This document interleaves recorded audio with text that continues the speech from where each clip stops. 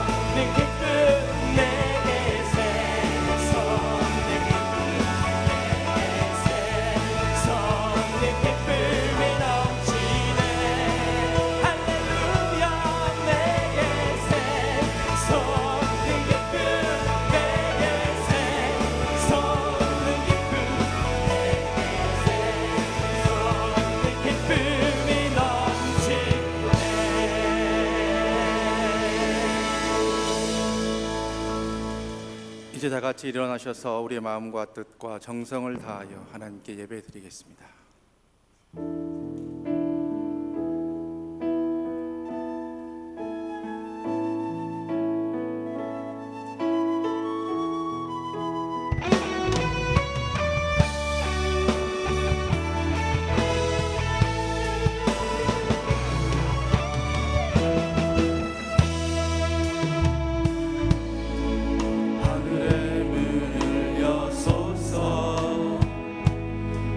이곳을 주목하소서.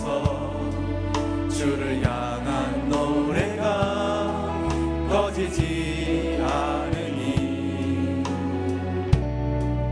하늘을 열고 보소서.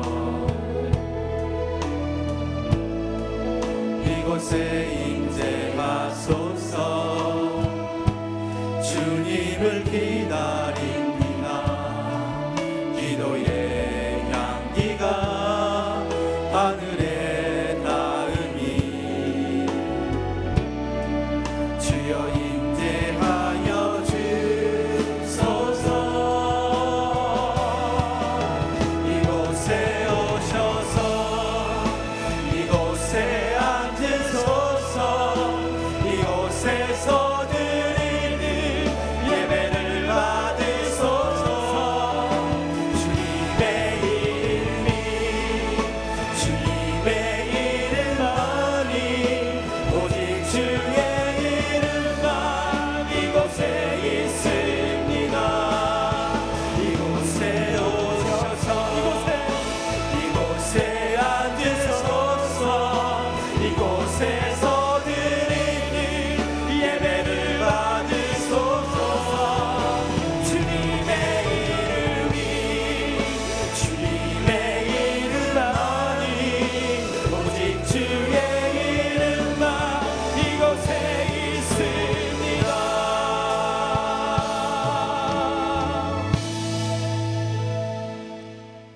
모든 것이 하나님께로서 났으며 그가 그리스도로 말미암아 우리를 자기와 화목하게 하시고 또 우리에게 화목하게 하는 직분을 주셨으니 곧 하나님께서 그리스도 안에 계시사 세상을 자기와 화목하게 하시며 그들의 죄를 그들에게 돌리지 아니하시고 화목하게 하는 말씀을 우리에게 부탁하셨느니라. 아멘.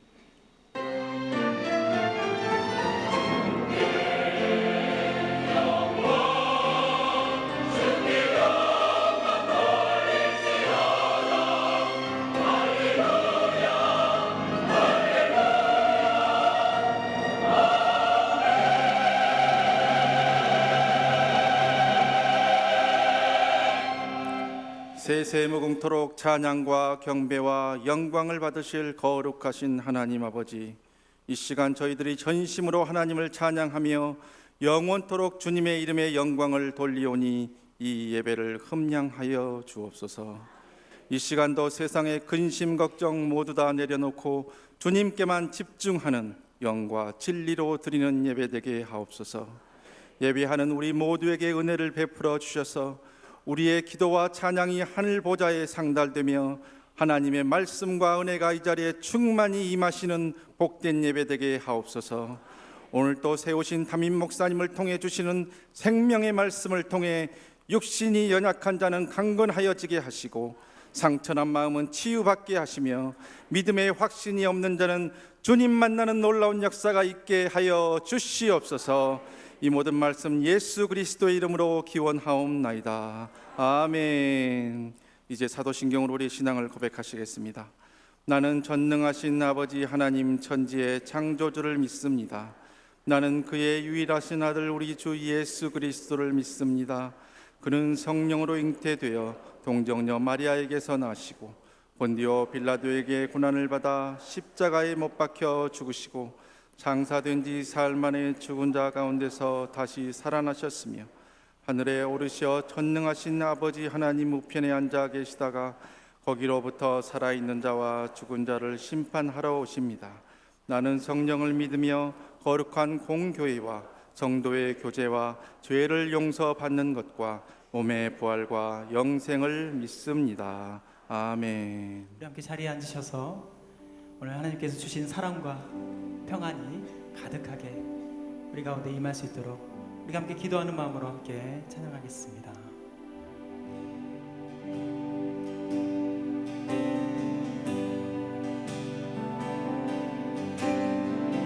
내가 먼저 손 내밀지 못하고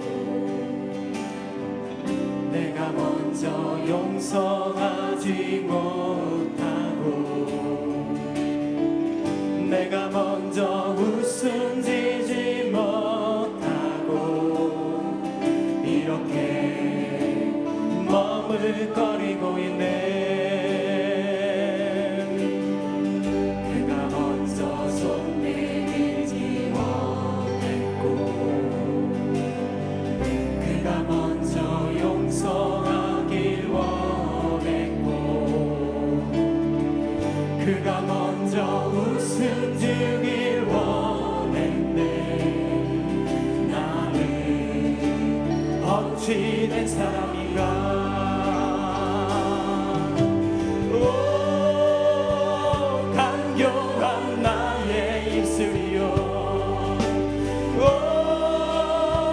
더러운 나의 마음이여 왜 나의 입을 사랑을 말하면서 왜 나의 맘을 화해를 말하면서 왜 내가 먼저 젖을 수 없는가.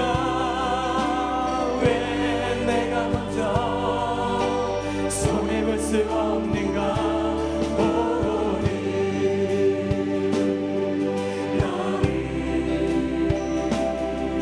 오늘 나를 주님 앞에서 몸들 빠버리고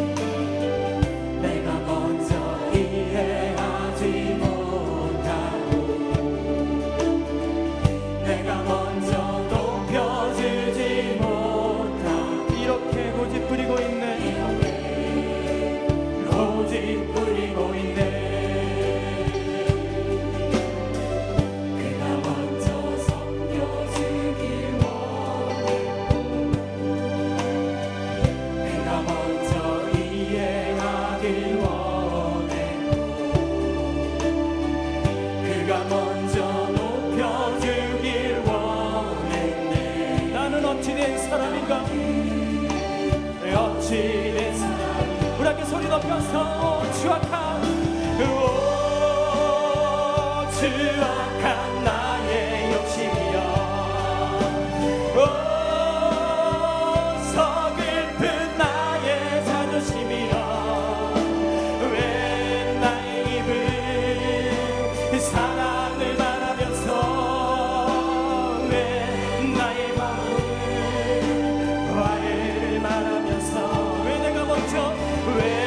내가 먼저 젖을 순 없는가 왜 내가 먼저 손해볼 수 없는가 오늘 나를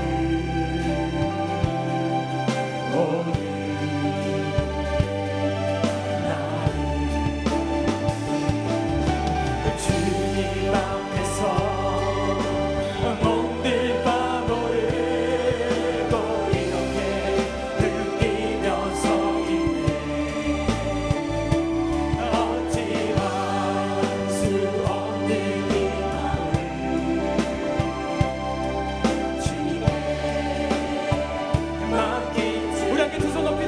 온 감교한 나의 입술이여 하나님 우리의 모든 더러운 것들이 떠나가기를 원합니다. 오 주님 더러운 나의 입이여 왜 나의 입은 사랑을 말하면서 왜 나의 마음은 화해를 말하면서 왜 내가 젖을 순 없는가 왜 내가 먼저 손해볼 수 없는가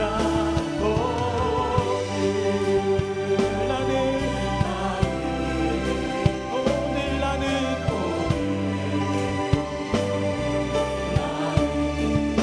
우리 주님 앞에서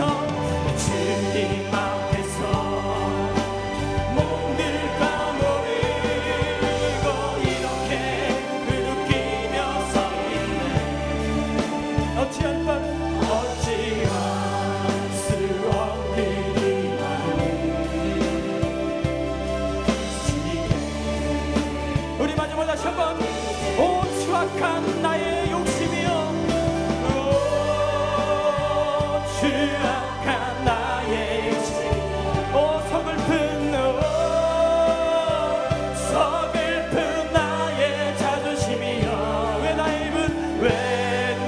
입은 사랑을 말하면서 왜 나의 마음 오 주님 화해를 말하면서 젖을 순 없는가 왜 내가 먼저 손해볼 수 없는가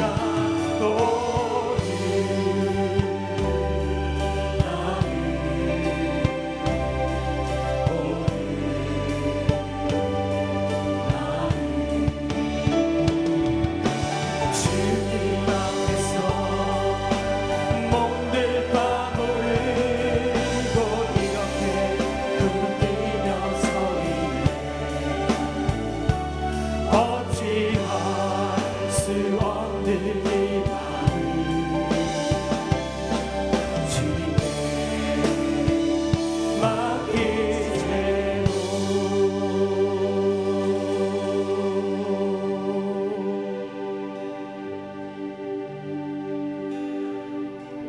내 영혼의 그 깊은 데서 맑은 가락이 울려나네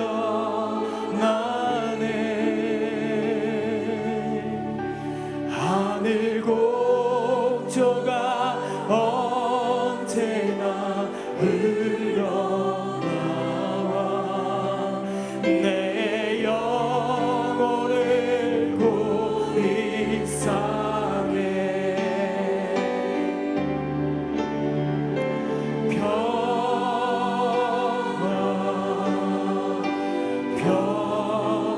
평화로다 하늘 위에서 내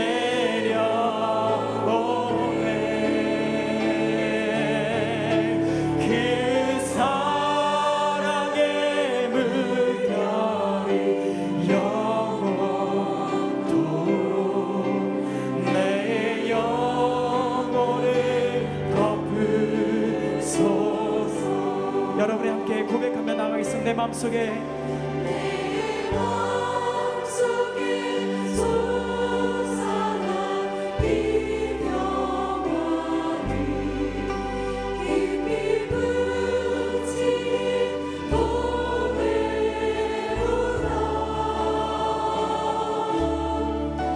나의 보화를 깨내어 가져갈자. 그 아무도 없으리라. 평화로다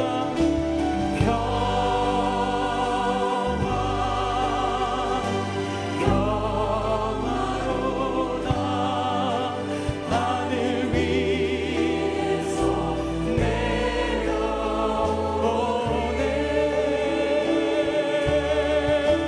그 사랑의 물결이 영원토록 내 영혼을 덮으소서. 두 손을 가슴에 얹고 내 영혼의 평화가 넘쳐나는 주의 그 복을 받음이라. 내가 주야로 주님과 함께 있어. 내가 주야로 주님과 함께 있어. 내 영혼이 편이시네. 내 영혼이 편이시네. 할렐루야. 평화로다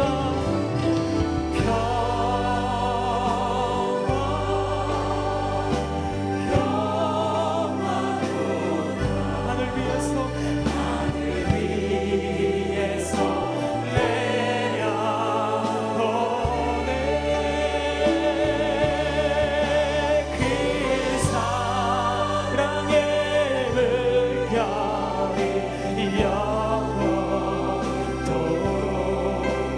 내 영혼을 덮으소.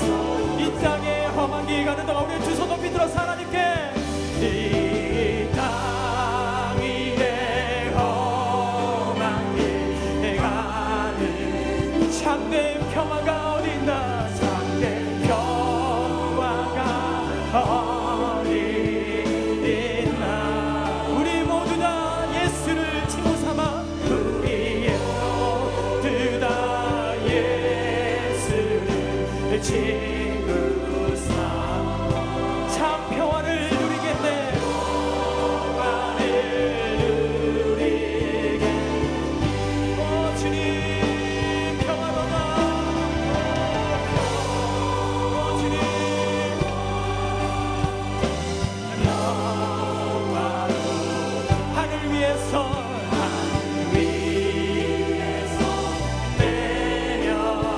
내려오네. 그 사랑의 물결이 영원토록 내 영혼을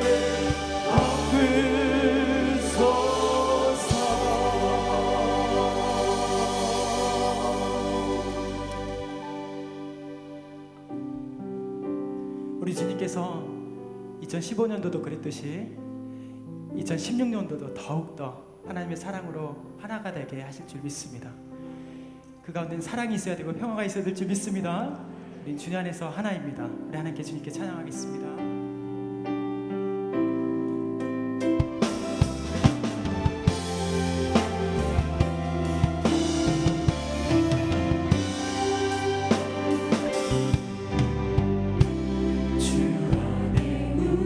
우리 옆 사람과 바라보면서 모습은 달라도 예수님 한 분만 바라네. 사랑과 선행으로 서로를 격려해 따스함으로 보듬어 가리지. 주님 우리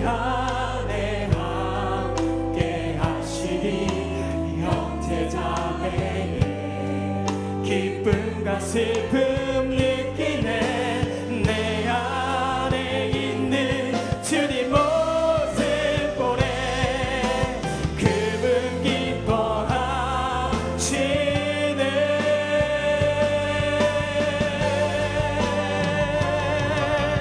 주님을 통해 계획하시니 찬양하게 하시니. 주님을 통해 계획하시니 너를 통해 하실 기대해. 주 안에 우리 앞뒤 사람을 바라보면서 함께 사랑과 또 평안이 함께하기를 기도하면서 함께 찬양하겠습니다. 사랑과 선행으로 서로를 격려해 따스함으로 모두 먹하리. 주님 우리 안에 함께 하시니 형제 자매 기쁨과 슬픔 느끼네. 내 안에 있는 주님 모습 보네. 그분 기뻐하시네.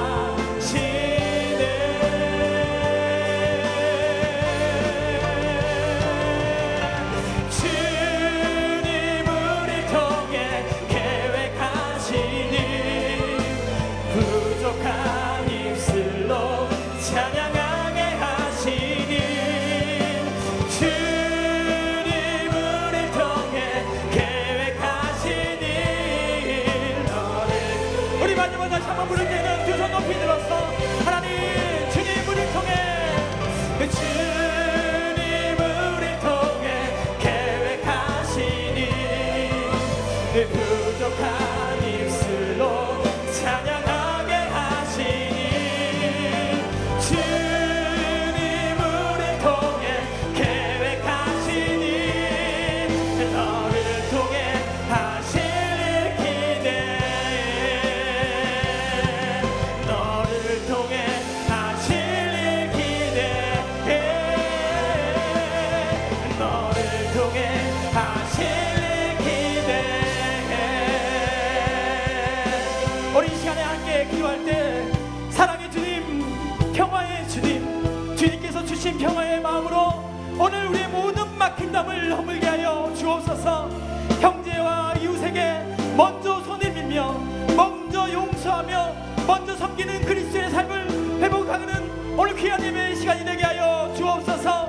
오늘 세우신 목사님을 통해 주신 말씀으로 오늘 우리 모두가 하나가 되어 사랑과 평안을 이루는 우리 모두가 될 수 있도록 인도하여 주옵소서. 우리 함께 주여 세 번 외치고 간절히 하나님께 기도하겠습니다. 주여 주여 주여. 하나님 우리를 통해 역사하시는 하나님, 우리를 통해 소망을 이루시는 하나님, 우리를 통해 하나님의 사랑과 평안을 이루시는 하나님을 기대하며 나아가오니 하나님 우리 가운데 역사하여 주옵소서.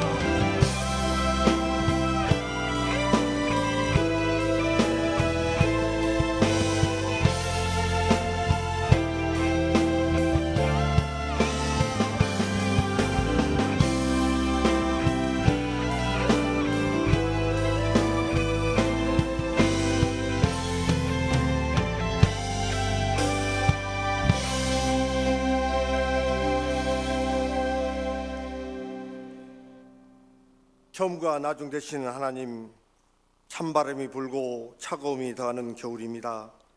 이 계절에도 우리의 마음은 주님의 사랑으로 따뜻해지기를 원합니다.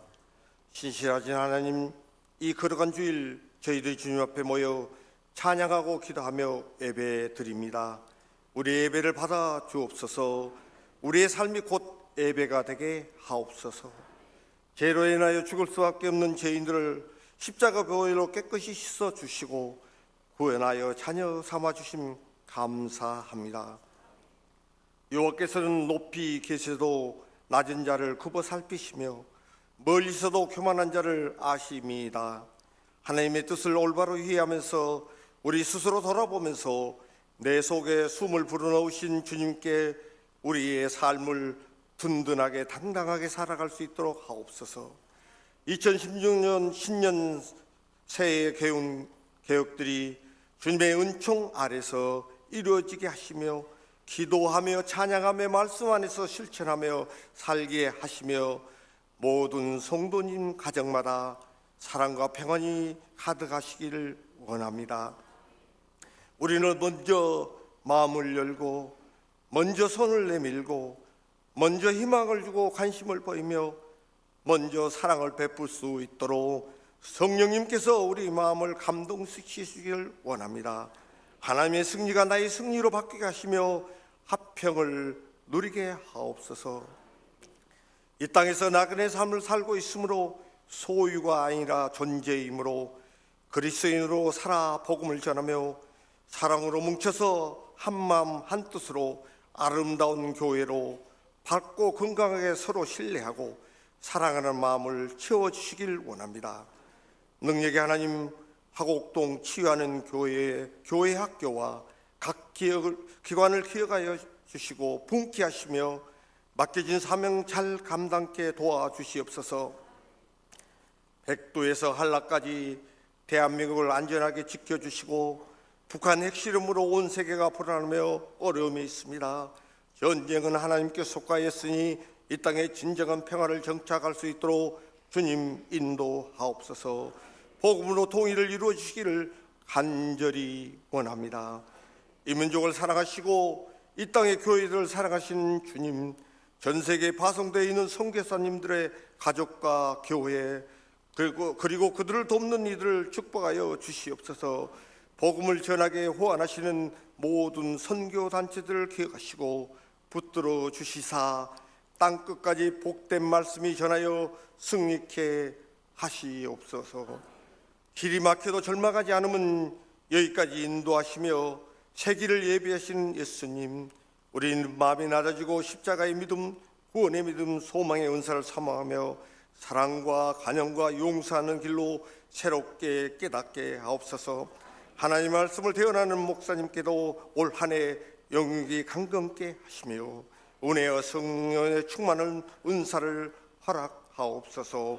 오늘도 전해지는 말씀 속에서 주님의 음성을 듣게 하시고 우리 삶이 진리 안에서 자유함을 누리게 하옵소서. 이 시간 시온 찬양대와 뉴도시 찬양단의 찬양을 드립니다.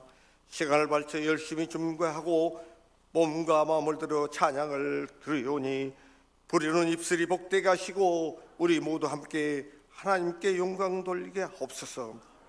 이름도 없이 겸손히 섬기는 모든 손길과 예배를 돕는 차량 안내와 예배 안내와 모든 봉사위원들에게로 하나님의 사랑과 인도하심이 함께 하시기를 원합니다. 주님의 교회가 올해 세운 목회 계획들이 차질 없이 잘 이루어지기를 원합니다. 온 성도가 한 마음 한 믿음 한 사랑으로 주님을 섬기며 각자 맡은 일에 충성하며 하나님의 보시기에 아름다운 교회가 되어 놀라운 부흥의 역사가 일어나게 하옵소서. 이 모든 말씀은 우리 주 예수 그리스도 이름으로 기도합니다. 아멘.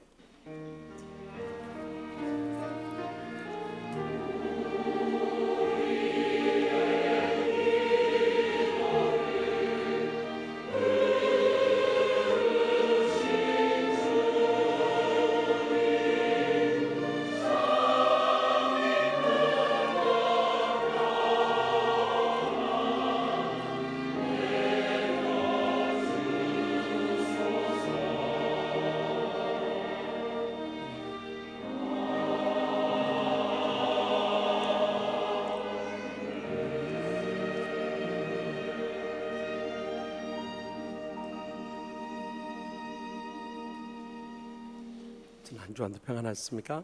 우리 양옆 앞에 계신 분들 인사 나눌 때 이 불화와 분쟁이 많은 시대에 화평하게 하는 자가 되시기 바랍니다 하고 인사합시다. 화평하는 자가 되시기 바랍니다.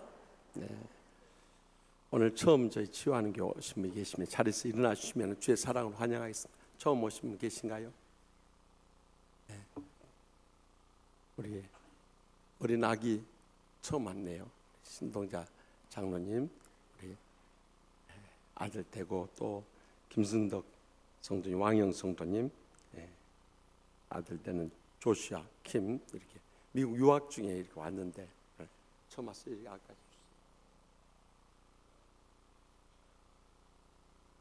기도드리겠습니다.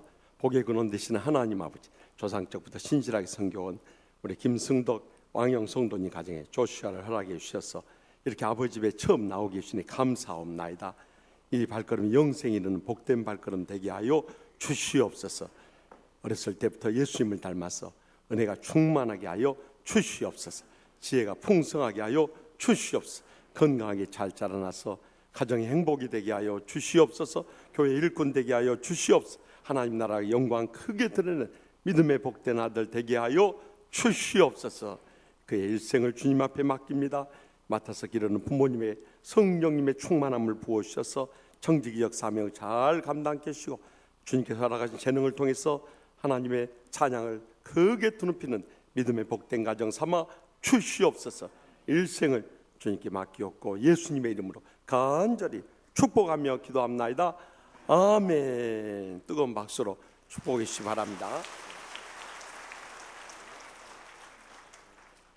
아주 얘가 너무 튼튼해가지고 들고 있느라고 너무 힘들었어요.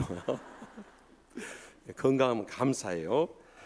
이번 수요일 밤에는 총 여전도회 헌신 예배 드리는데 한국 여전도회 찬양 다녀오기 때문에 우리 평소에 안 나오신 분들 다 나와서 함께 은혜 나누고 주님께 영광 돌리는 복된 밤이 될 수 있길 바랍니다.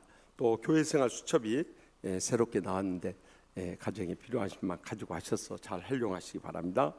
또 제 14기 치유동산 1월까지 신청을 받으니까 천국같이 축복되고 행복한 신앙생활 하기 원하시는 분들은 꼭 참여하셔서 큰 은혜 나눌 수 있길 바랍니다. 또 교회학교 겨울 성리학교 및 수련회 일정이 나왔으니까 자녀들 많이 보내주시고 기도해 주시고 물심양면 도와주시면 감사하겠습니다. 그 외에 광고 보시고 이번 주에도 출생한 가정 자녀들을 위해서 축하하고요. 또 입원하신 분들 위해서 기도 많이 주시고 신방해 주시고요. 또 장례를 치르는 가정들이 있습니다. 많이 위로해 주시기를 바랍니다. 다 같이 나서 봉헌하시겠습니다.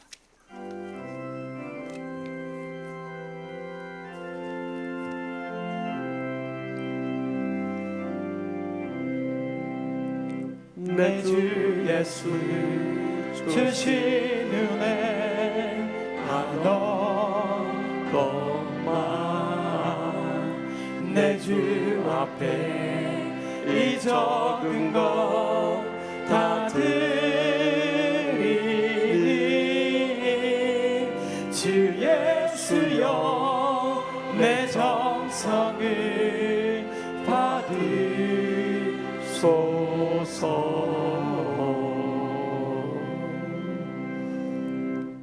참 좋으신 하나님 아버지, 국내적으로 참 위험하고 혼란한 가운데 지난 한 주간도 지켜주셔서 오늘 또 이렇게 건강한 몸으로 주님 앞에 기쁘게 나오게 하심을 감사옵나이다. 주님 앞에 나올 때마다 베풀으신 말로 다 할 수 없는 사랑과 은혜와 축복에 감사하고 감격하면서 제대 땀과 눈물을 묶어서 소득의 11조와 갖가지 예물 바쳐오니 기뻐받아 주시옵소서. 이 예물에 축사하셔서 아직도 주님을 믿지 않고 죽어가고 있는 우리의 사랑하는 가족들부터 시작해서 땅끝까지로 온천하보다 귀한 영혼들부터 구원하여 주시옵소서. 상처 입은 심령들 십자가의 사랑으로 다 치유받음으로 날마다 행복의 감격 속에 살게 하여 주시옵소서. 병든 육신 안고 왔던 병석의 신음한 성도들 일일이 피 묻은 손으로 안수하셔서 기적적인 치료를 체험케 하여 주시옵소서. 특별히 연로하신 부모님들 건강 지켜주시고 장수의 복을 주시며 천국의 소망 가운데 인도하여 주시옵소서. 그리하여 가정마다 총같이 행복한 가정으로 회복시켜 주시옵소서. 경영하는 모든 일들 복되고 형통해서 마음껏 바치고 나누고 베풀며 살게 하여 주시옵소서. 가정마다 무거운 십자가 있고 눈물의 기도 제목이 싸우니 그 간절한 기도 제목 낱낱이 응답하여 오실 줄 믿습니다. 특별히 참으로 북한에서 핵실험을 함으로 이 한반도가 위험한 가운데 있사오니 이 한반도의 평화를 지켜 주시옵소서. 한시라도 빨리 북녘 땅에 우리의 동족들 구원할 수 있도록 성령님께서 강하게 역사하여 주시옵소서. 지금도 세계 오제스 주의 복음을 안고 일생을 희생하시는 우리 선교사님들을 기억하여 주시고 그 선교 현장들마다 수많은 구령의 역사가 불릴듯 일어나게 하여 주시옵소서. 그래서 저에게 허락하신 특별하신 사명이 저희의 가정과 직장과 나라와 민족과 이 나라와 민족과 또한 세계의 열방을 치유하는 교회로서의 마지막 대사며 주님 부르시는 그날까지 충성스레 감당하는 복된 성도들과 주의 종들 모두 다 삼아 주시옵소서. 이 한 주간도 성령님 동행하시고 역사하시고 영광 거두시는 복된 주간 되게 하여 주실 줄 믿사옵고 예수님의 이름으로 간절히 축복하며 기도합나이다. 아멘. 하나님께서 오늘 우리에게 주신 말씀은 신약성경 마태복음 5장 9절에 있는 말씀입니다. 하나님의 말씀을 봉독합니다.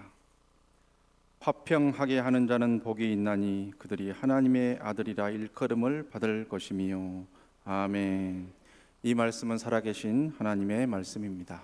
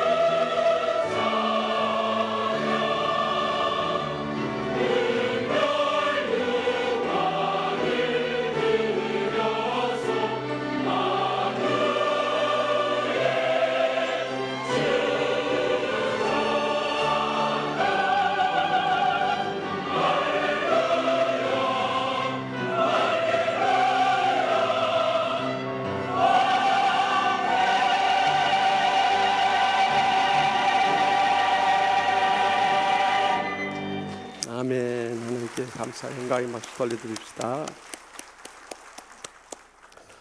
말세의 마지막 때를 가리켜 갈등과 불화의 시대라고 합니다. 세상 어디를 둘러봐도 평화를 찾을 수 없는 때를 우리는 살아가고 있어요.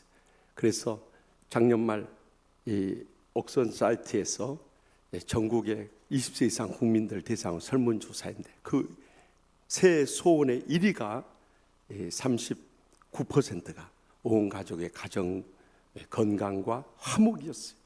그리고 2위가 15.4% 돈을 잘 모으고 버는 일이었어요. 3위가 8% 취업이나 구직으로 나왔어요. 그러나 이렇게 우리가 가정의 행복을 원하지만 과연 가정이 얼마나 화목하게 살고 있느냐는 거예요. 어젯밤 TV 뉴스에도 한 아버지가 술이 취해가지고 집에 돌아와서 그 어머니를 폭행하자 그 11살 날 아들이 아버지를 살해한 충격적인 사건이 있었습니다. 교인들 가운데 술주정하는 분들이 있으면 이제는 칼만 안 맞도록 조심해야 돼요. 이런 세상이 되어버렸어요. 그러니까 세상 곳곳에서 이런 이 불화와 분열이 끊임없이 터져 나오고 있는 세상이에요. 지난 수요일에도 북녘 땅에서 제4차 핵실험을 함으로 인해서 온 국민들이나 전 세계에 충격을 안겨다 주고 또 우리 정부에서는 지난 금요일 김정은의 생일을 맞아가지고 대북 방송을 5개월 만에 다시 부활시키고요. 또 거기에 대해서 이 대북 확성기를 그냥 타격하겠다니까 그걸 타격하게 되면 우리는 서너 배로 보응하겠다. 이 남북관계도 이 불화가 끊이지 않고 급속 냉각기에 접어들고 말았어요. 또 뿐만 아니라 지난 주간에 이 미국에서나 프랑스 같은 이 나라들에서 IS 테러가 또 계속 끊이지 않고 일어나고 있지 않습니까? 세상 어디를 둘러봐도 우리는 평화를 찾을 수 없는 때 새해를 맞아서 우리에게 가장 절실한 것이 있다면 이 평화인 것입니다. 그래서 금년 우리 총회 백회기 이 주제가 무엇입니까? 다 같이 한번 따라서 합시다. 주님, 우리로 화해하게 하소서. 총회 주제도 화해하는 거예요. 그런데 오늘 본문 말씀 가운데 이 마태복음 5장 9절에 뭐라고 말씀하십니까? 우리 다 같이 다시 한번 읽겠습니다. 화평하게 하는 자는 복이 있나니 그들이 하나님의 아들이라 일컬음을 받을 것이며. 아멘.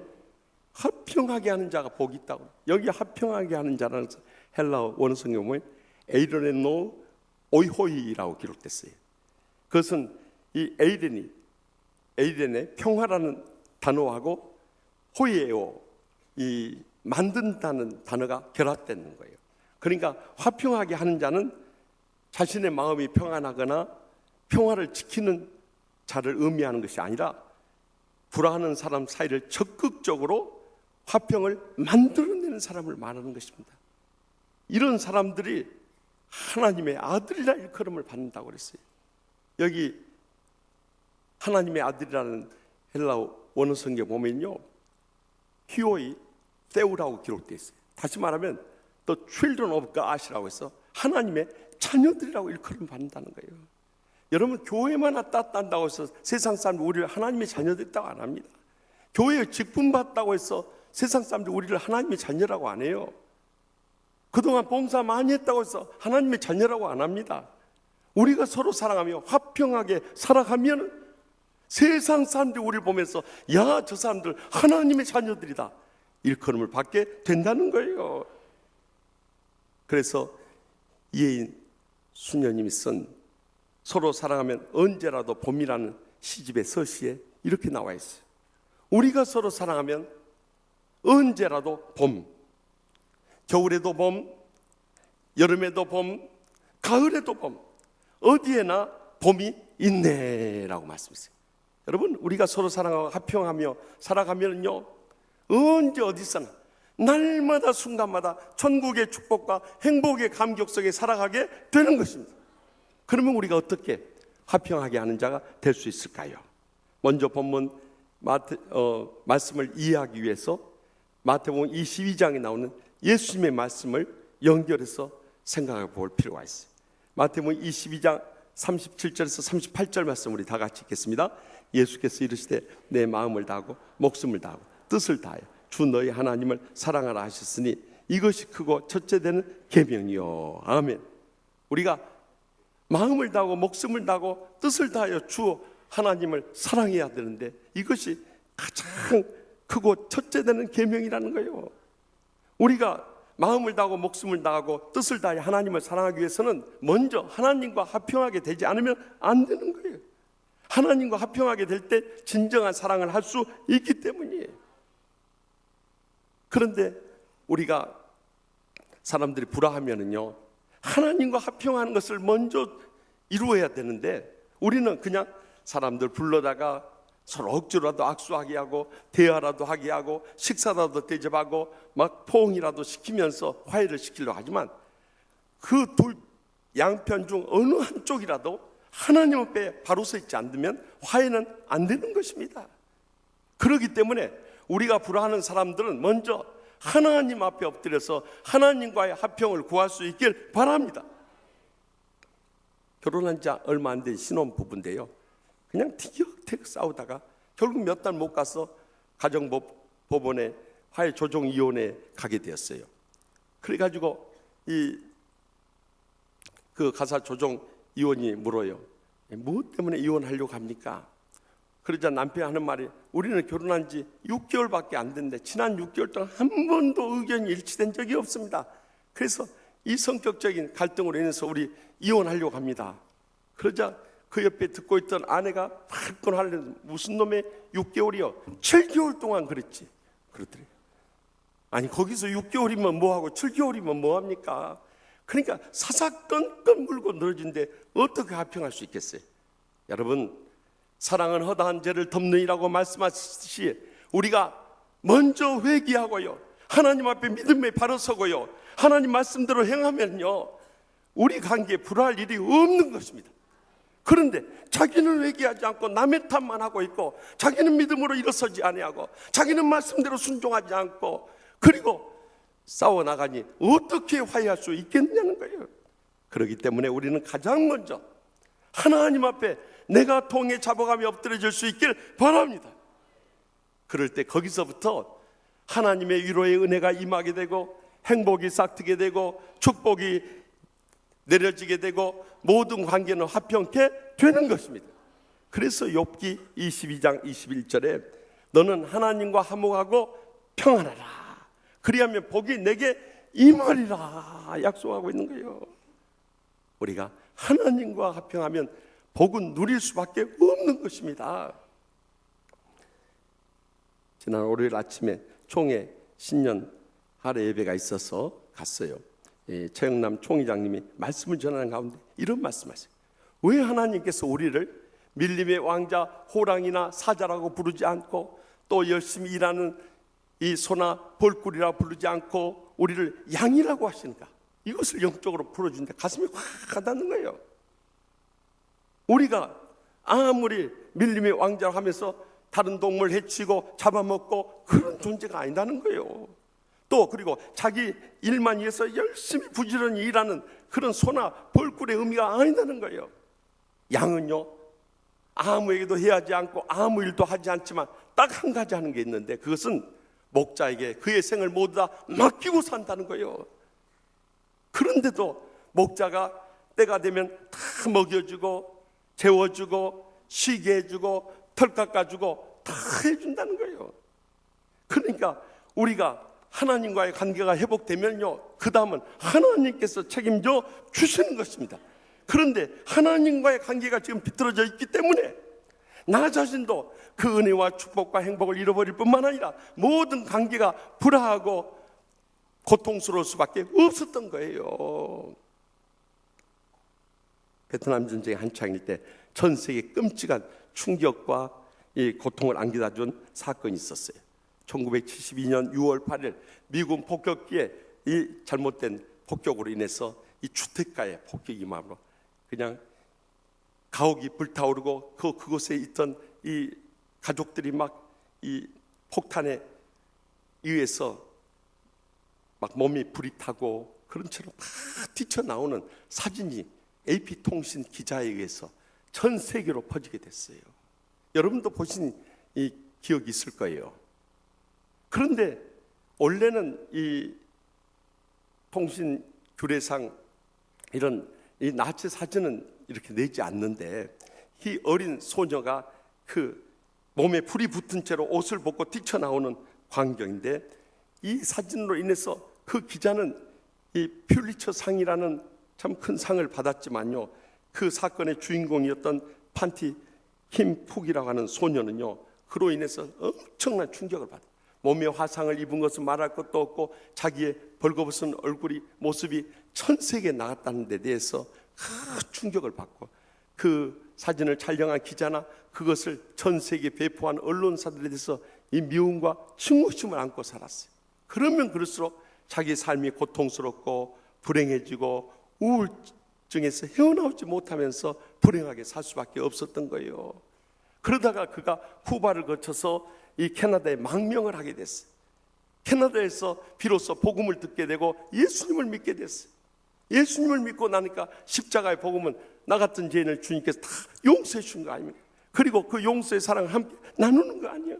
거기서 그때 비로소 그에게 원수 같았던 사람들을 다 용서하게 돼요. 그리고 나니까 마음의 평안이 임하게 되고 삶의 의미를 되찾게 되고 또 의욕을 가지고 인생을 헤쳐나갈 수 있는 힘을 얻게 된 거예요. 그 후에 캐나다 시민권도 얻고 더 나아가서 UN 교육과학평화기구 유네스코의 평화문화 친선대사로 세움을 받아서 전 세계를 다니면서 그가 참 평화를 외칠 뿐만 아니라 예수님의 사랑의 복음을 전하는 전도자로 변하게 된 거예요. 여러분, 예수님을 만난 그 사건, 하나님과 합평하게 된 그 사건이 자기 자신만 복되게 살린 것이 아니라 모든 관계를 합평케 할 수 있었던 것입니다. 그러므로 우리가 인생을 살아가면서 마음에 상처받고 불행하고 고통당하는 일이 있을 때 가장 먼저 우리가 해야 할 것은 주님 앞에 엎드려질 수 있길 바랍니다. 주여, 왜 내게 이런 고난이 닥쳤습니까? 하나님의 뜻이 어디 있습니까? 저의 잘못된 거 있으면 깨우쳐주시고 통의하고 자복하고 믿음으로 일어서게 하여 주시옵소서.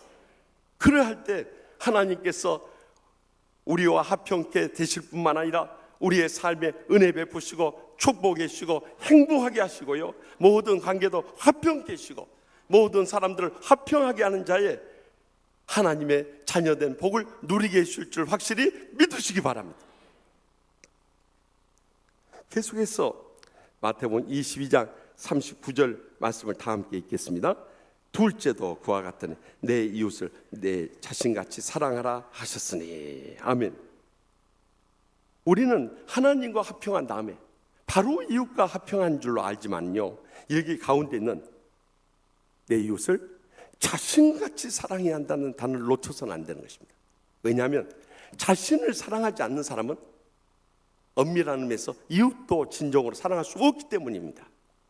자신의 존재를 깨닫고 그 소중함을 알고 진정으로 사랑하게 될 때 이웃에 대한 내가 소중한 것처럼 이웃들도 소중함을 알고 그들을 진정으로 사랑할 수 있다는 것입니다.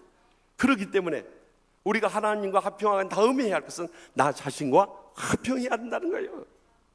내 자신과 합평한다는 것은 나 자신의 존재의 의미를 알아야 된다는 거예요.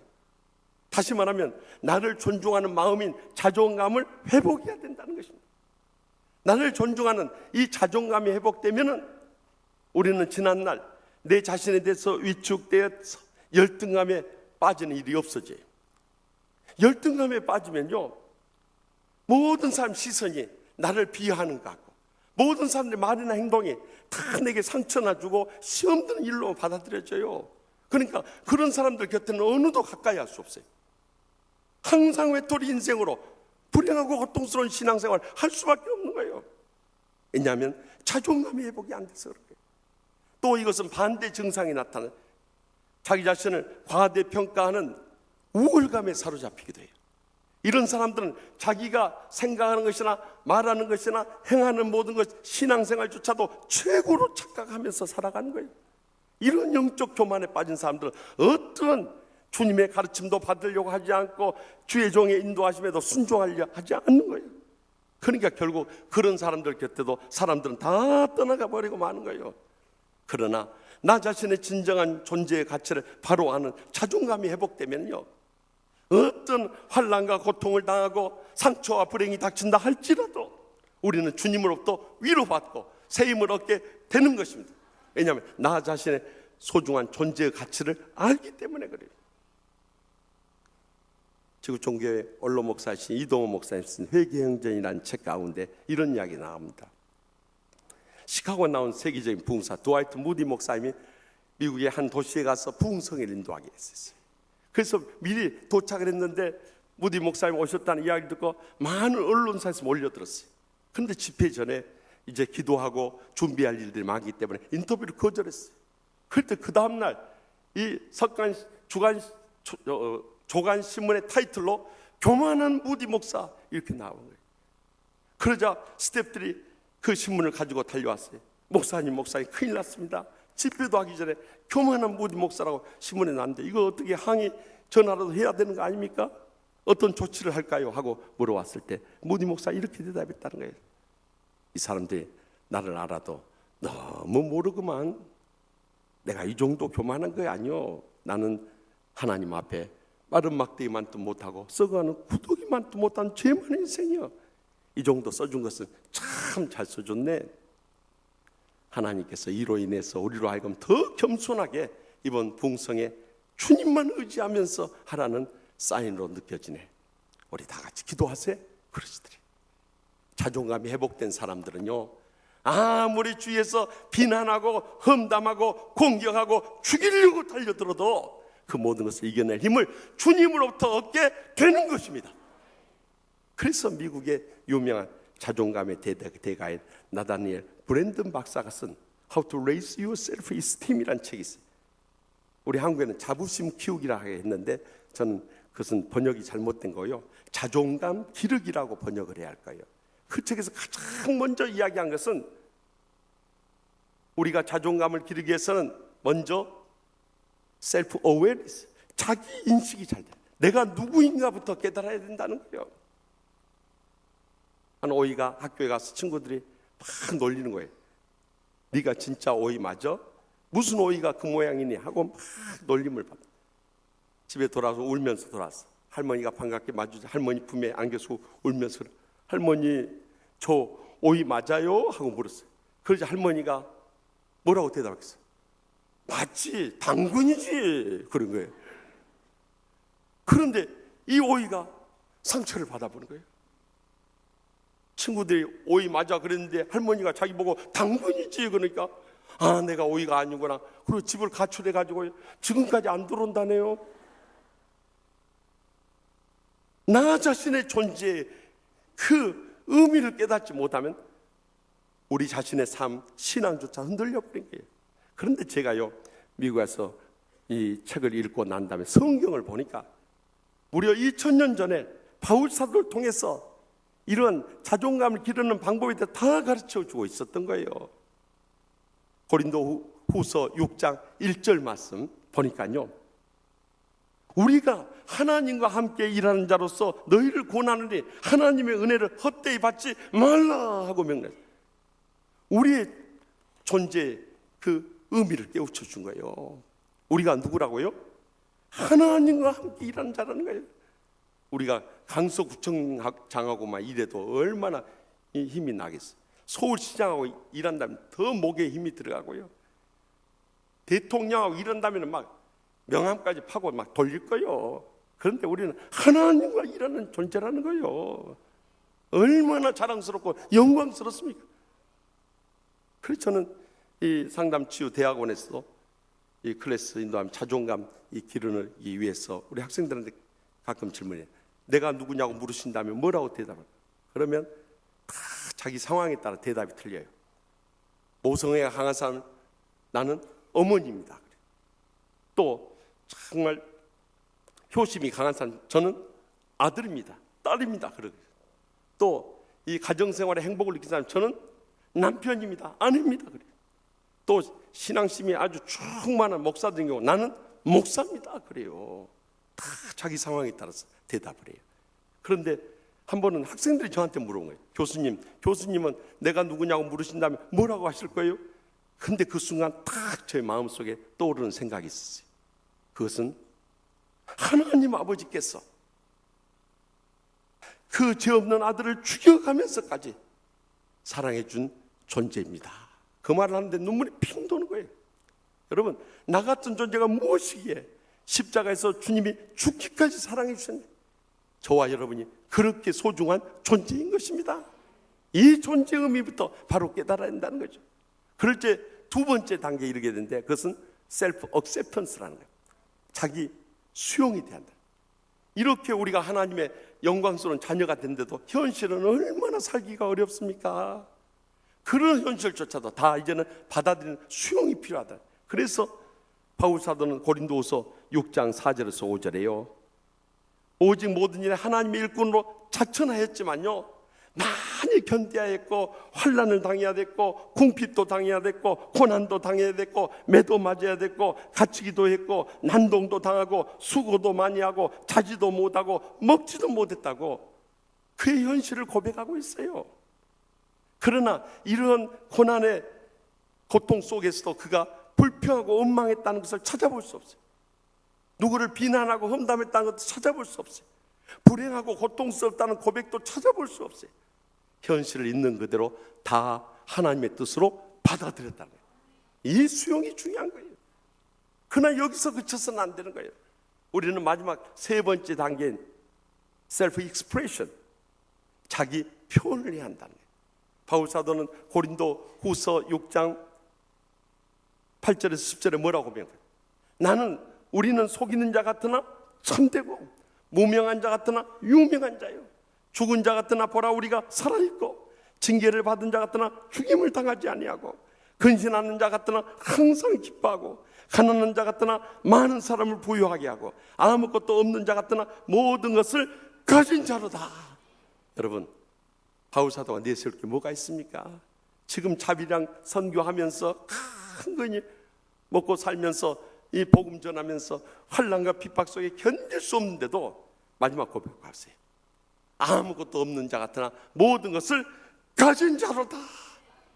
이 감사의 고백과 선언이 바울 사도를 위대하게 하고 전 세계 선교의 기초를 닦는 위대한 복음의 역사를 일으킬 수 있었던 것입니다. 그렇기 때문에 우리가 자존감을 회복하기 위한 마지막 결론은 감사의 표현이 끊이지 않아야 한다는 거예요. 아무리 행복한 조건 속에서도 불평하는 사람은요 불행한 것입니다. 그러나 아무리 불행한 현실 속에서도 감사한 사람은 행복한 것입니다. 그럴 때 우리 자존감이 확 살아나는 거예요. 세계적인 소프라노 조수미 씨가요, 여러분들 지금은 많이 뜯어 고쳐가지고 너무너무 예뻐졌지만요, 옛날에는 정말 저 시카고에 있을 때 공연하러 왔는데 정말 눈 감고 들었어요. 눈 감고. 정말 생긴 건 우리끼리 이야기지만 못생기셨어요. 그러나 노래는 얼마나 잘하는지 몰라요. 그래서 자기는 이런 외모와 실력과 독신으로 사는 것에 대한 컴플렉스를 느끼며 살아왔대요. 그런데 지난 30년 동안 세계적인 소프라노 가수가 될 수 있었던 것은 날마다 그가 빠짐없이 하는 게 있어요. 공연이 끝나고 돌아와도 아무리 피곤하고 지쳐도 일기를 쓰는데 일기장에 뭐라고 쓰냐 아십니까? 조수미, 너 오늘 너무 노래 잘했어. 네가 최고야. 그렇게 자기 자신을 위로하고 격려하고 감사하고 힘을 얻었던 거예요. 우리도 그 자존감을 가져야 됩니다. 우리 다 같이 한번 따라서 합시다. 나는 하나님이 만드신 이 지구상의 유일한 최고의 걸작품이다. 얼굴 표정들을 보니까 아이고 뭔 놈은 그런 소리 또 하십니까? 내가 뭔 최고의 걸작품이요, 이런 표정들 같아요. 여러분들 그러면 평생 불행과 고통에 못 헤어나요. 저는요 아무리 국내에서 큰 교회하고 막 은혜로운 목사라고 해도 저는 하나도 안 부러워해버려요. 하나님께서 나에게 주신 것이 최고인 줄 감사하기 때문에 그래요. 그렇기 때문에 여러분들도 다시 한번 따라서, 나는 하나님이 지으신 이 지구상의 유일한, 다 같이 최고의 걸작품이다.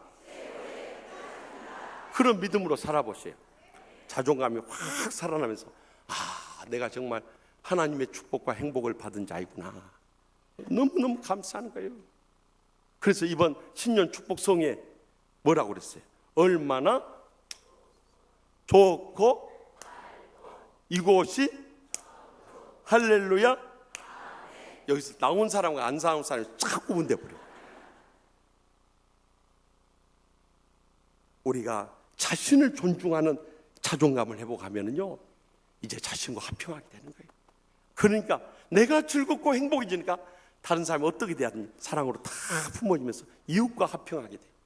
결과적으로는 하나님의 자녀라 일컬음을 받는 날마다 천국의 행복 속에 살아가게 될 줄 믿습니다. 마지막으로 마태복음 22장 39절 40절 말씀 다 같이 읽겠습니다. 둘째도 그와 같은 내 이웃을 내 자신같이 사랑하라 했어요. 이 두 계명이 온 율법과 선자의 강령이니라. 아멘. 이렇게 하나님과 화평하고 자신과 화평하게 되면 이웃과도 화평하게 될 수밖에 없고요. 이웃을 이렇게 사랑하는 삶은요, 온 율법과 선지자의 강령이라는 말씀은 구약 성경은 율법서와 선지서로 되어 있지 않습니까? 그때 당시는 구약 성경밖에 없었기 때문에 모든 성경의 핵심이라는 거예요.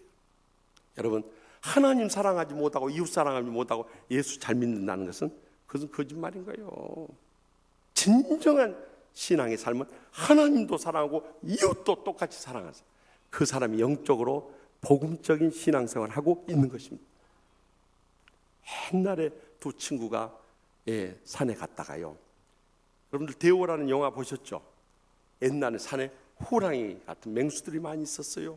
그리고 호랑이를 만난 거예요. 그래서 그 죽음의 위기 가운데 있는데 한 친구가 신끈부터 막 매더래요.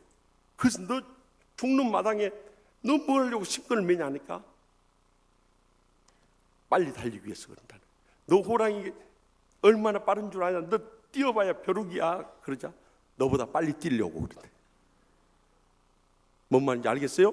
친구 잡아먹는 순간에 자기는 달아나겠다는 거예요. 그 순간 배신감이 확 오더라는 거예요. 그 뒤로 살았는지 죽었는지는 아직 연락이 없네요.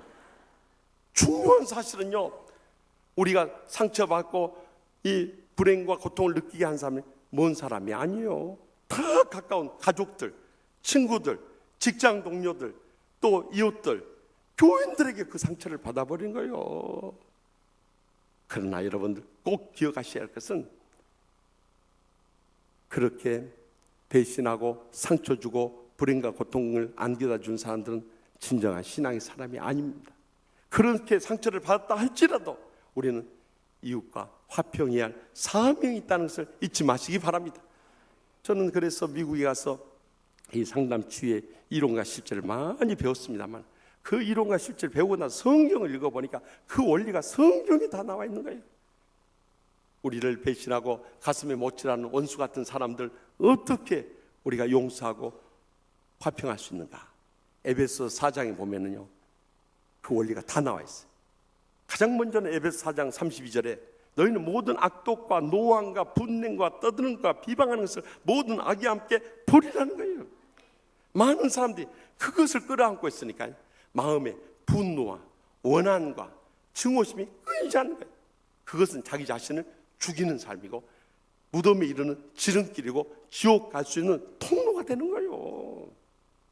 그러면 그럴수록 여러분들 성격 장애와 신경증과 정신병 같은 정신질환을 앓게 될 뿐만 아니라 현대인들의 질병의 3분의 1이라고 하는 신경성 질환을 앓고, 이 상처와 스트레스가 이 병의 원인의 70-80%는 암에 걸리고 마는 거예요.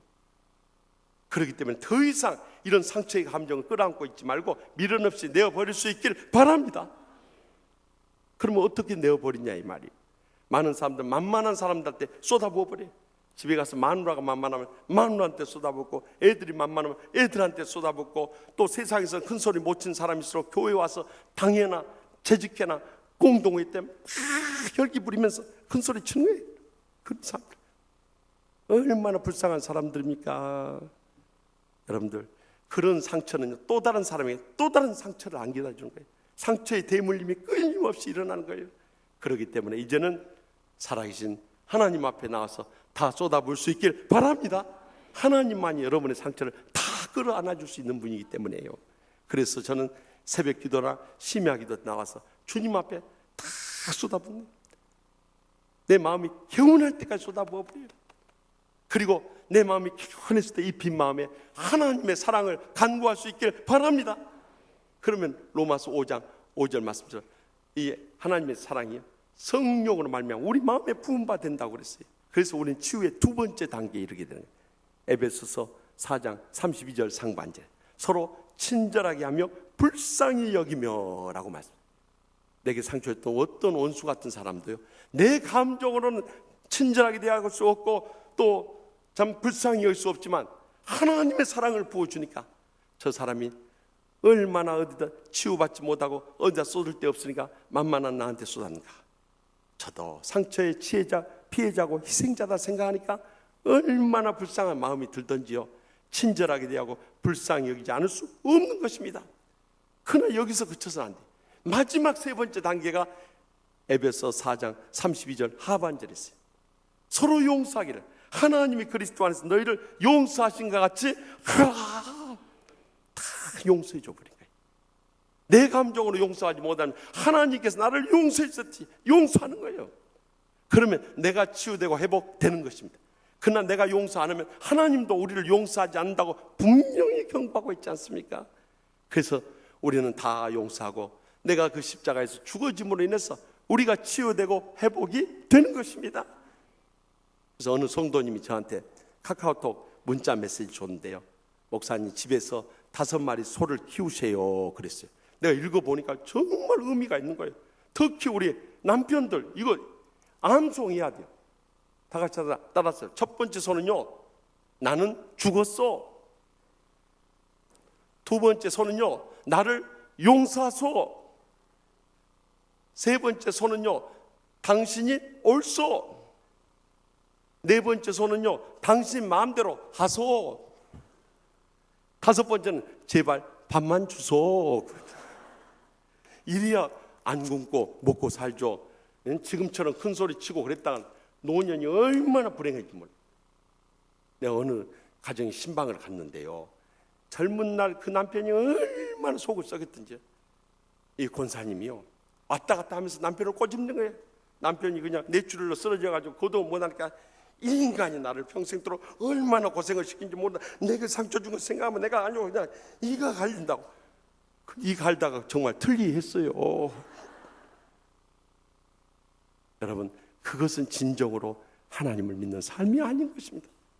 이웃과 화평한 삶이 아닌 거예요.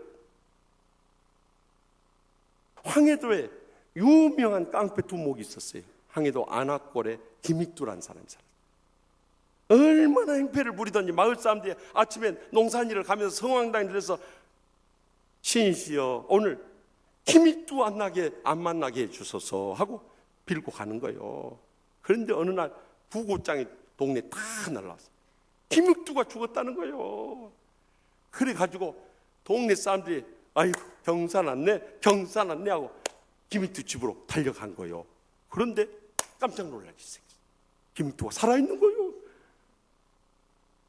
그런데 이 김익두가 그 사람들 앞에 그러더래요.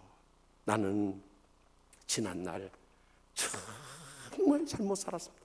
그래서 예수 믿고 저는 죽어지고 이제는 새 사람으로 거듭났습니다.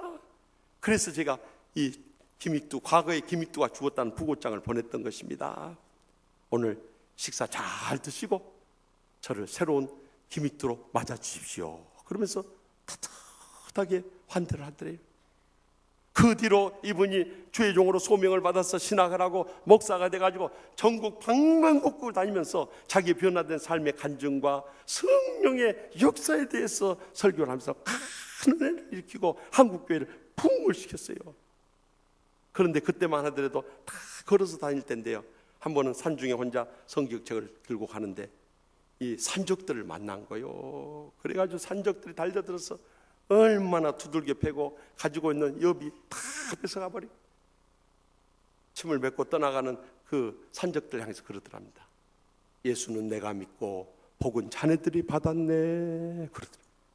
그 말이 뭔 말이야? 옛날 같으면 너희들 오늘이 제삿날이다. 내가 예수 믿었기 때문에 이렇게 당하고도 참고 있는 거예요. 그런데 가서 예수 믿고 천당 가서 그러더래. 여러분, 내가 죽어지고 내가 모든 삶에서 이런 사랑으로 섬길 때 우리의 모든 이웃과의 관계는 화평해질 수밖에 없는 거예요.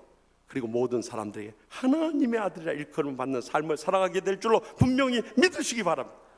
많은 사람들이 예수 믿어도요, 그 사람 신앙도 안 변하고 성격도 안 변하고 삶도 안 변한다, 그런 말을 하는 사람도 있어요. 저는 그것은 그 사람이 예수를 믿어도 너무 잘못 믿기 때문이라는 거예요. 예수를 바로 믿어서 하나님과 합평하고 자신과 합평하고 이웃과 합평하게 되면요, 모든 관계는 화평해지고 모든 삶은 변화되고 모든 삶이 천국으로 변하게 될 줄로 믿습니다. 저기 미국의 유능한 이 젊은 목사가 텍사스주 댈러스에서 목회를 하고 있어요. 근데 이분은 사냥을 좋아해요. 그래서 한 번은 사냥을 하러 갔다가 움직이는 무체를 보고 노루인 줄 알고 총을 쐈어요. 근데 가서 보니까 노루가 아니라 사람이 피를 흘리며 거기 죽어 있는 거예요. 목사가 이 사람을 죽였다는 소문이 쫙 퍼져버렸어요. 그래서 결국에는 교회에서 목회 그만두라고 압력이 들어오는 거예요. 이런 교인들의 눈빛이 쫙 식어지기 시작하고, 심지어는 신문이나 이 교단에서까지 목사 사임을 하라고 압력을 넣는 거예요. 그래서 이제 교인 총회에서 마지막 결정을 하는 그날 회의 중에 연세 지긋한 올로 장로님이 앞에 나오셨어요. 그리고 이렇게 말합니다. 사랑하는 성도 여러분, 사람을 죽인 목사님을 이 땅에 어느 교회가 받아주겠습니까? 우리가 용서하지 않으면 우리 목사님은 오갈 데가 없습니다. 하나님께서 우리 같은 죄인을 용서해 주셨듯이 젊은 목사님, 우리 한 번만 용서하십시다. 눈물을 흘리면서 교인들 향해서 호소하는 거였어요. 그때 앞줄에 앉아있던 젊은 목사의 눈에서 뜨거운 눈물이 하염없이 흘렀어요. 그리고 그 올로 목사님의 사랑에 그 호소를 듣고 있던 교인들의 눈에서 이곳저곳에서 울음이 터져 나왔어요. 목사님은 말없이 그날로 기도원으로 들어갔어요. 그리고 하나님 앞에 동이 차고 그랬어요.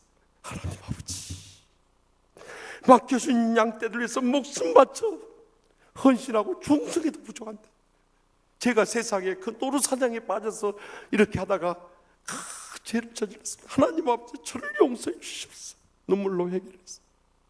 그리고 죄책감에 빠져있던 모든 마음들이 자신과 합평함으로 인해서 다 치유되고 해버렸어요. 더욱이 사람을 죽인 죄인된 목사를 받아줬던 이 양떼들에 대해서 내가 어떻게 목회할까요? 이제는 겸손히 낮아서 죽으면 죽으리라는 믿음으로 저들을 섬기며 한평생 목회했다고 돌아왔어요. 그리고 그의 변화된 삶은요, 목회 현장에 그대로 드러났어요. 그의 목회 철학은 한마디로 용서였어요. 장로님들, 권사님, 집사님들 어떤 어머니 있어 다 용서하고 붙잡아주고 감싸주고 세워주며 목회를 했어요. 그런 가운데 교회는 뜨겁게 부흥했어요. 그래서 지금부터 수십 년 전에 2만 명이나 모이는 이 댈러스 지역뿐만 아니라 미국에서 제일 가는 침례교회가 됐어요. 그 교회가 바로 댈러스 침례교회고, 그 목사님 바로 댈러스 침례교회를 50년 동안 목회하고 80세가 넘어서 은퇴하신 크리스 웰 목사님이시에요. 크리스 웰 목사님은 가는 곳곳마다 많은 심령들을 화평케 하고 많은 교회를 화평케 하면서 일생을 보냈어요. 침례교회 총회장뿐만 아니라 강에서 54권이나 펴내고요, 전 세계를 돌아다니면서 화해의 치유자로 일생을 쓰임받다가 하나님의 부르심을 받게 되었어요. 사랑하는 성도 여러분, 흉어물 없는 사람이 어디 있습니까? 목사인 저 자신부터 시작해서 우리가 얼마나 죄와 허물이 많은 사람들입니까? 그럼에도 불구하고 우리가 다시 일어설 수 있는 것은 먼저 하나님과 합평하고 나 자신과 합평하고 모든 이웃들과 합평하게 될 때, 우리는 마지막 때 이 평화를 찾아보기 어려운 이 세상 가운데서도 화평하게 하는 자로서 쓰임받게 될 뿐만 아니라 우리의 삶 가운데 날마다 천국의 축복과 행복의 감격이 차고 넘치게 될 것입니다. 그때 비로소 우리 주위 사람들이 정말 우리를 하나님의 자녀라고 인정할 그날이 꼭 다가오게 될 줄 믿습니다. 기도하십시다. 이 시간에 우리 다 같이 동성으로 기도하실 때 하나님 아버지, 지난날 우리가 믿음으로 산다 하면 정말 부끄러운 신앙생활 할 때 얼마나 많이 있었습니까? 이 시간 통해 자복하는 심령 엎드려 싸우니 먼저 하나님 앞에 제약을 내놓고 하나님과 합평하게 해 주시옵소서. 또한 나 자신에 대해서 열등감과 우월감에 사로잡혀서 조그만 일에도 상처받고 시험 든 일이 얼마나 많이 있어. 이제는 나 자신을 바로 인식하고 수용하고 또한 표현하며 살게 해 주시옵소서. 더 나아가서 이웃과 아직도 감정을 풀지 못한 사람이 있습니까? 주님께서 나를 어떻게 용서해 주셨고 어떻게 사랑해 주셨고 어떻게 오래 참고 기다리시는가를 기억하면서 모두 다 용서하고 화해하고 화평해 주시길 바랍니다. 우리 인생의 모든 문제 이 시간 내어놓고 우리 다 같이 주여 세 분이다 통성으로 간절 부르셔서 화평케 하는 자가 되고 하나님의 자녀라 일컬음을 받는 복된 여생 되게 해달라고 간절히 부르짖겠습니다.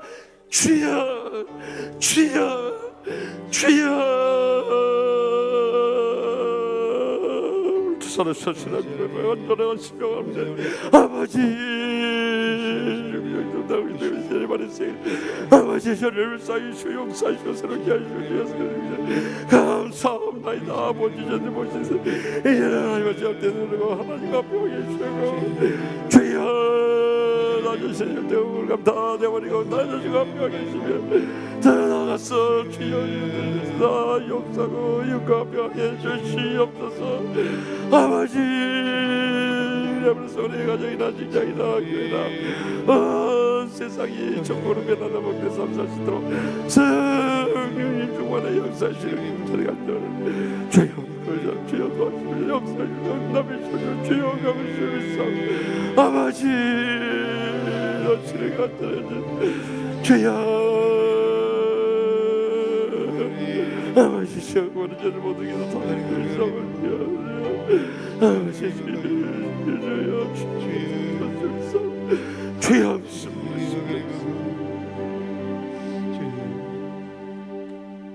평화의 주로 이 땅에 오신 주님, 주님께서는 십자가에서 모두를 화평케 하셨지만 우리의 제약이 하나님과의 관계를 가렸고 나 자신도 믿음으로 일어서지 못하고 모든 가족들, 이웃들, 교인들과의 관계가 깨어진 저희들을 주님 앞에 동해 자복함나니 용서하여 주시옵소서. 이제라도 하나님 앞에 거리낌이 되는 것 철저히 통해 자복함으로 하나님과 합병케 하여 주시옵소서. 나 자신의 열등감, 우월감 다 내어버리고 나 자신과 합병케 하여 주시옵소서. 더 나아가서 이웃들에 대해서 상처받은 모든 감정들 십자가 밑에 내려놓고 원수라도 불쌍히 여기며 용서함으로 인해서 이웃과도 합병케 하여 주시옵소서. 그래서 합병케 하는 자로서의 남은 여생 하나님의 자녀라 일컫는 영광스럽고 복된 생에 모두 살게 하실 줄 믿사옵고 예수님의 이름으로 간절히 축복하며 기도합나이다. 아멘.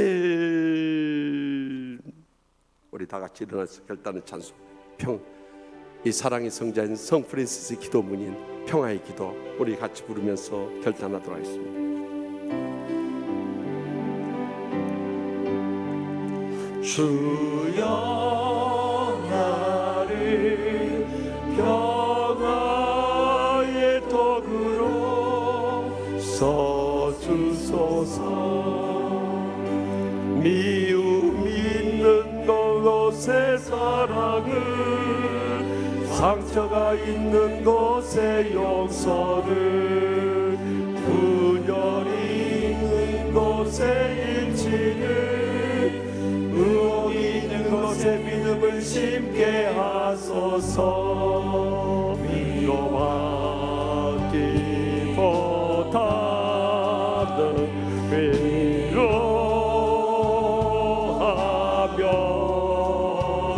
살아가기보다는 이해하며 사랑받기보다는 사랑하며 자기를 온전히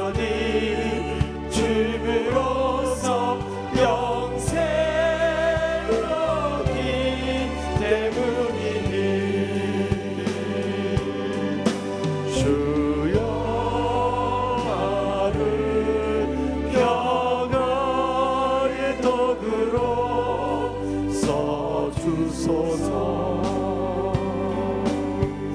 주여 나를 평화의 덕으로 써주소서. 오류가 있는 곳에 진리를, 절망이 있는 곳에 희망을, 어둠이 있는 곳에 광명을, 슬픔이 있는 곳에 기쁨을 심게 하소서. 위로하기보다는 위로하며,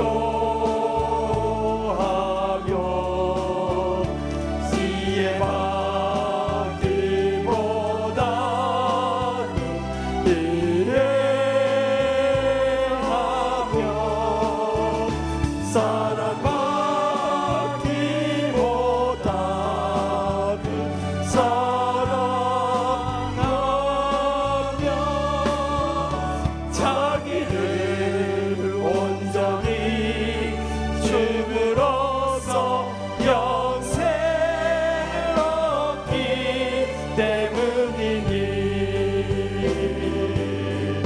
주여 나를 평화의 덕으로 써주소서.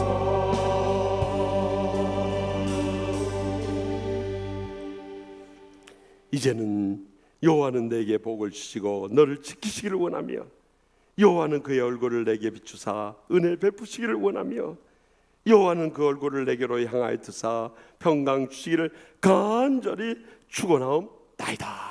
아멘.